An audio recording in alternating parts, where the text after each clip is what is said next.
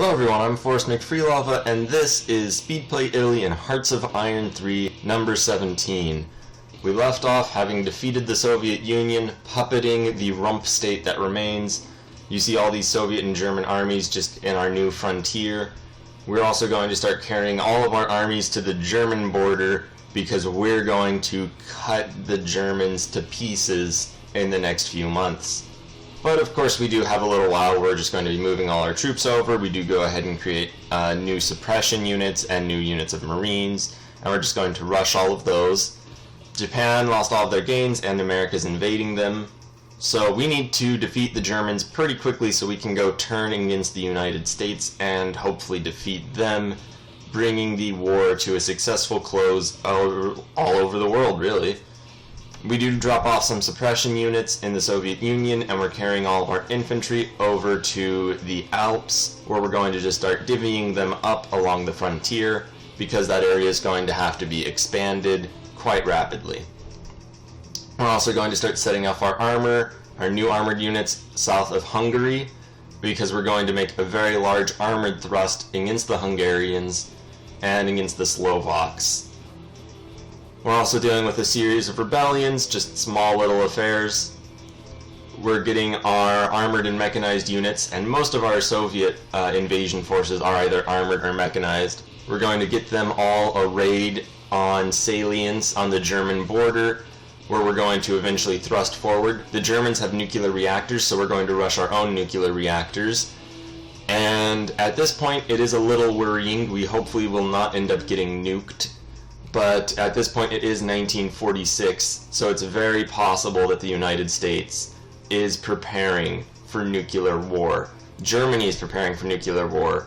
We have to also be preparing for nuclear war. Otherwise, the odds will always be great, and just ever greater as time goes on, that we are going to get nuked before this is up. Now, I'm not sure how well we'll be able to survive getting nuked probably over and over again. Hopefully we'll do all right. We're getting more armored units into position. We're getting some infantry to fill out the front line, but we will have nowhere near enough to actually fill the front. And the main thing is going to be, as always, the armored units. And we're going to just launch a massive series of strikes up against the underbelly of the German Reich, into the Alpine Mountains, into Hungary, and across the east. Now, I'm not really too concerned about German resistance. The main reason for this being, well, they had to fight the Soviets for years and years and years, and we saw how they were collapsing out loud to the Soviet Union. Which basically just kind of means to me that their military is a shadow of its former self. And, you know, it's interesting actually when you consider just how much historians, at least in the West, like to build up the German Reich's military, when, all things considered, it's the Soviet Union that had the good army. I mean, the Germans launched a massive surprise attack, the scale of which makes Pearl Harbor look like absolutely nothing, across the entire frontier, ravaged through the Soviet Union for years, and the Soviets managed to get everything together, stop them for one, which is amazing, and then turn them back, throw them back, and completely destroy them as an entity. So, now that we've defeated the Soviets, I think it's fairly safe to say we'll have a decent run of destroying the Germans. We're also just funneling these last troops over onto the new frontier. You'll notice by the outliner that we have basically every single unit in its own command structure. That's because we've deleted the old command structure for the invasion of the Soviet Union. You'll see we're building corps just around, new army groups all around. Essentially, we're just rebuilding the entire command structure of our military everywhere. There are some bits to the south of Austria and Hungary which aren't going to be reconstructed from the ground up just because nothing's really changing there. And I'm really glad that I flooded this whole area with infantry back when I thought the Germans might actually win against the Soviets. So we just left all of those units there. What we're going to do is make two separate command structures. One will be entirely the infantry elements, they'll have their own corps. America just won against Afghanistan, and I realized that I had turned off a lot of message settings, not hinting that there's going to be a Hearts of Iron time lapse or anything in a moment. At any rate, we go ahead and turn those all back on, and we do go ahead and place our own nuclear reactor. We're also going to create new frontier, new just full headquarters in various places. So Britain will have its own independent command, Iberia will have its own independent command, and that way Mediterranean command won't be so just spread out. So with that all said and done, we're going to get ready for a massive invasion, get an army corps or an army group set up, get all these units attached to a new army. We just have to wait for these guys to get to where they're eventually going to go, and we'll be able to finish all of those. We get our Air Force onto carriers in all of our fleets, so we now have 3 fleets with carrier groups, which is a pretty big deal. That means we're actually going to be essentially a real nation with a real navy. We're going to try to build up even another entire full navy, so we'll have 4 full navies with air support. We'll even have transports, landing craft, so that we can land on enemy beaches. Here you see we're getting all of our carrier air groups into position. We are going to have a pretty decent sized navy, so we can eventually take this fight to the Americas and hopefully restore the world.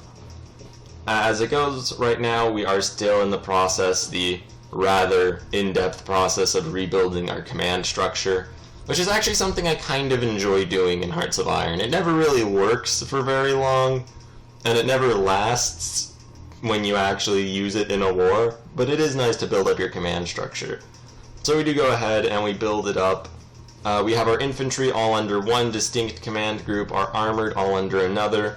It's that kind of weird, non-overlapping series of responsibilities that kind of doesn't do very well and probably should have been organized a little better in the real world, but it doesn't matter. We're just going to group them all up in such a way that everything falls under Mediterranean command fairly well, with dedicated leadership for armored units, which are going to be doing most of the thrusts, and for the infantry, which is just going to be going forward across the front lines into the frontiers, just as much as they can.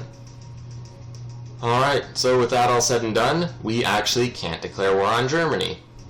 So we go and look, and we can declare war on Vichy France, which is good enough. So we're just going to add the war goal to conquer basically everybody who we're about to get near. And we look at what we can get from the Germans, but it would be really tedious to add a whole bunch of things. And since we control so much of Western Russia, it would look really ugly if we left a German rump state. We now begin to launch series of probing, massive armored thrusts across the border, and all of our infantry is just going to slew forward wherever there isn't a German defense. So you'll see we're just kind of, the plan is to just go from our country into Germany and keep that up until they don't exist. I mean, could we have made it more in-depth and probably a little bit more thought out? Yeah, we don't even have a real battle plan. I had shown you guys Operation No True Fascist a very long time ago. That doesn't account for any armies in the east. Really what we're going to do is just see how far we can drive into Germany this time around, and then we'll take note of where the front lines are, and probably start making tactical doctrines and plans for the follow-up invasions and whatnot, if we need to.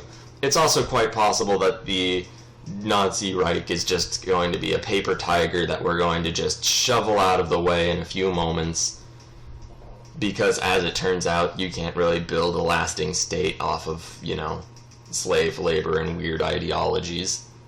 So it's quite likely we're just going to steamroll through the Germans right now.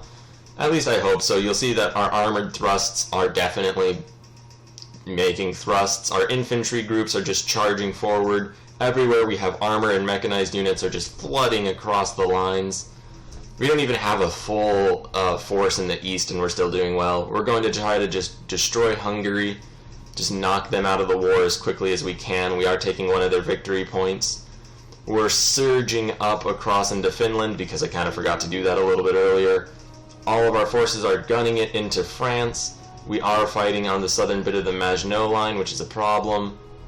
But generally, everyone we have is just going to be gunning it. We'll probably end up inadvertently encircling a lot of German forces in Poland and probably Austria and just everywhere as we surround them with these massive thrusts. And the goal is really going to be to just kind of ignore their armies as much as possible. You'll see we're surrounding even more of them.